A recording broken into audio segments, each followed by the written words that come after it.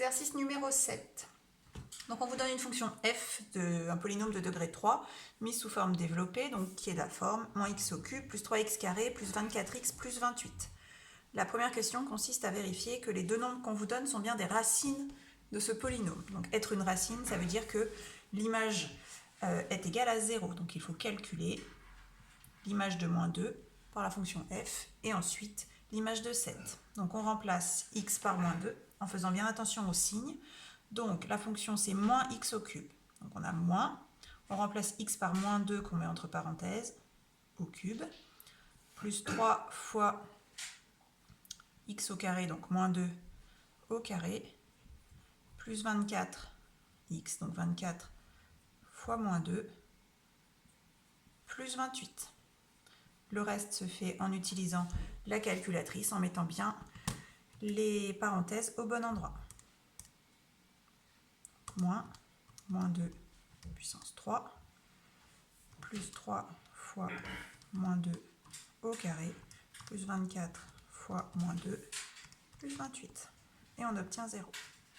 Donc moins 2 est bien une racine de cette fonction polynôme. On fait la même chose avec 7. Donc on calcule f de 7. Il y a moins de précautions à prendre puisqu'on n'a pas de nombre négatif. Donc moins x au cube, donc moins 7 au cube, et c'est bien le 7 qui est au cube. Plus 3 fois 7 au carré, plus 24 fois 7, plus 28. On utilise ensuite la calculatrice, donc moins 7 au cube, plus 3 fois 7 au carré, plus 24 fois 7, plus 28, égale 0. Donc moins 2 et 7 sont racines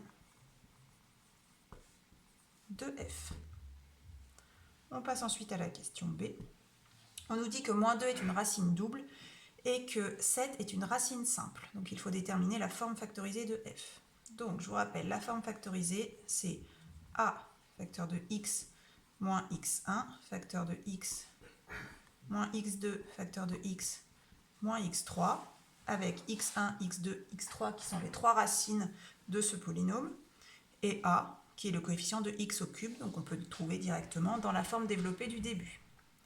Donc, on va commencer par identifier a, x1, x2, x3.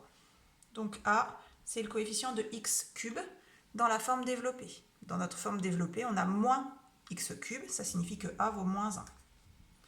Ensuite, x1, c'est la première racine, sauf qu'on me dit que j'ai une racine double qui est moins 2. Donc ça veut dire qu'il y a deux racines qui sont identiques. Donc on va dire par exemple que c'est x1 et x2. Et que ces deux racines sont la racine double, moins 2. Et ma troisième racine, x3, c'est 7, qui est racine simple. Je n'ai plus qu'à remplacer.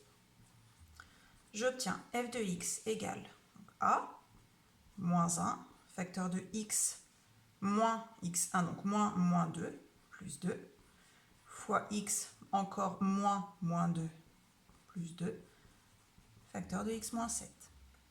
Si on veut arranger un petit peu l'écriture, on va ne pas écrire le 1, donc on va garder bien le moins. X plus 2 fois x plus 2, on va dire x plus 2 au carré, et x moins 7.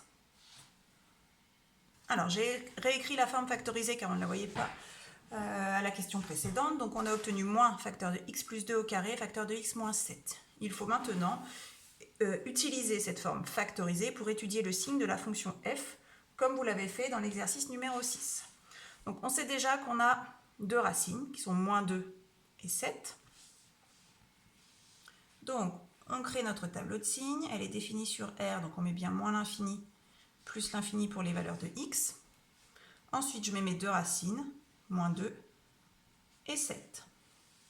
Je vais faire une ligne pour x plus 2 au carré, une ligne pour x moins 7, une ligne pour le produit x plus 2 carré facteur de x moins 7 et une ligne pour f de x.